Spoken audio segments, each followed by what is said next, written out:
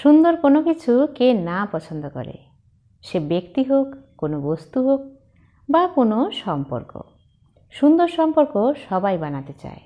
সুন্দর মন, সুন্দর মানসিকতা, সুন্দর চেতনা, সুন্দর চরিত্র, সুন্দর ধারণা, আমরা সবই সুন্দরই দেখতে চাই আর সুন্দরভাবেই পেতে চাই।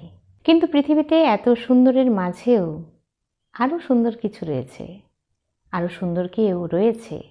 পৃথিবীর সর্বশ্রেষ্ঠ সুন্দর আসলে কে? যদি জানতে হয় তাহলে এই গল্পটা অবশ্যই আপনাদেরকে শেষ পর্যন্ত শুনতে হবে, কারণ এর উত্তর তো আমরা গল্পের শেষেই পাবো। তো বন্ধুরা চলুন, আমি শ্রাবন্তী আজকে সব থেকে সুন্দর গল্পটা শুনিয়ে দিই আপনাদের। একটি বাচ্চা ছেলে তার মায়ের সাথে মেলাতে যায়, আর তার মা খুব শক্ত করে তার হাতটা ধরে রাখে। কিন্তু মেলাতে প্রচণ্ড ভিড়ের কারণে কখন যে মায়ের হাত থেকে তার হাতটা ফসকে যায় মা বুঝতেই পারে না, খেয়ালই করতে পারেনি। কিন্তু যখন তার স্তম্ভিত ফেরে তখন সে দেখে যে কখন সে তার ছেলের হাত ছেড়ে ফেলেছে, আর ছেলেটিও তার পাশে নেই। সে কাঁদতে কাঁদতে হন্যে হয়ে তার ছেলেকে খুঁজতে থাকে। এদিকে বাচ্চাটিও মেলার ভিড়ে মা মা ডাকতে ডাকতে কাঁদতে থাকে আর মেলার মধ্যে দৌড়ে বেড়ায়। অনেকেই তাকে জিজ্ঞাসা করে, তোমার নাম কি, তুমি কোথায় মাকে হারিয়েছ? কেউ তাকে খেলনা দিতে চায়, তো কেউ তাকে খাবার দিতে চায়, যাতে করে বাচ্চাটি ভুলে গিয়ে সে তার মায়ের সম্বন্ধে কিছু বলে বা বাড়ির লোকের সম্বন্ধে কিছু বলে, যাতে করে তারা বাচ্চাটিকে বাড়িতে পৌঁছে দিতে পারে। কিন্তু বাচ্চাটি কাঁদতেই থাকে আর মা মা ডাকতে থাকে। তখন একটি ব্যক্তি বাচ্চাটিকে কোলে নিয়ে সস্নেহে আদর করে আর তার সাথে বন্ধুত্ব করে, যাতে করে বাচ্চাটি কিছু অন্তত বলে। তখন সে তাকে বাড়ির ঠিকানা জিজ্ঞাসা করে, কিন্তু বাচ্চাটি বাড়ির ঠিকানাও বলতে পারে না। তখন সে জিজ্ঞাসা করে যে তুমি কার সাথে এসেছিলে? সে উত্তর দেয়, আমি আমার মায়ের সাথে এসেছি। তখন সে জিজ্ঞাসা করে যে তোমার মা কেমন দেখতে, বলো, তাহলে আমরা তোমার মাকে নিশ্চিত খুঁজে দেব। তখন সে বলে যে আমার মা সব থেকে সুন্দর দেখতে। কিন্তু মেলার অত ভিড়ে তার সুন্দর মাকে কেউ খুঁজবে কোথায়?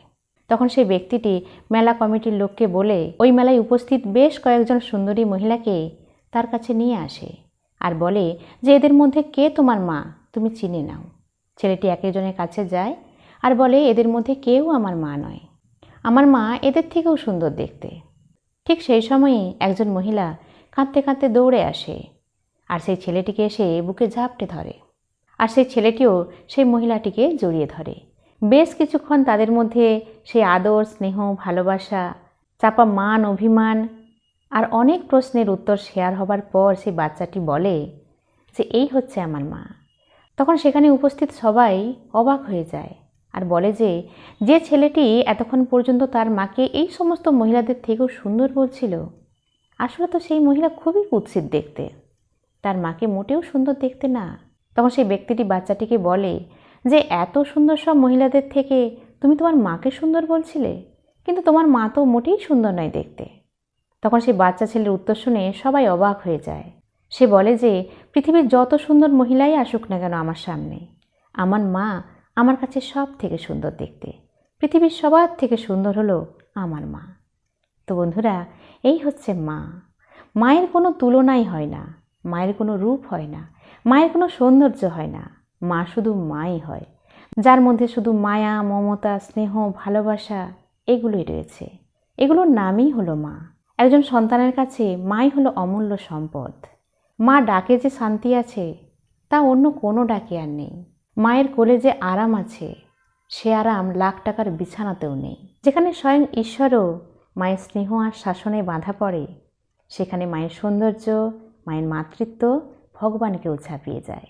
প্রত্যেকের কাছেই তার মাই সব থেকে সুন্দর, সেটা আপনার হোক বা আমার। মায়ের কোনো রূপ হয় না, মায়ের কোনো তুলনা হয় না, মায়ের সৌন্দর্য কখনো বর্ণনা করা যায় না। এই বিশ্বের সর্বশ্রেষ্ঠ সৌন্দর্যের অধিকারী হলো মা। তো বন্ধুরা, ছোট্ট এই গল্পটা আপনাদের কেমন লাগলো অবশ্যই কমেন্ট করে জানাবেন, লাইক করবেন, শেয়ার করবেন। আমার চ্যানেলে যদি নতুন হয়ে থাকেন তাহলে অবশ্যই চ্যানেলটি সাবস্ক্রাইব করে দেবেন। তো আবার আসবো অন্য কোনো গল্প, অন্য কোনো মোটিভেশন নিয়ে। আজ তাহলে আসি, টাটা।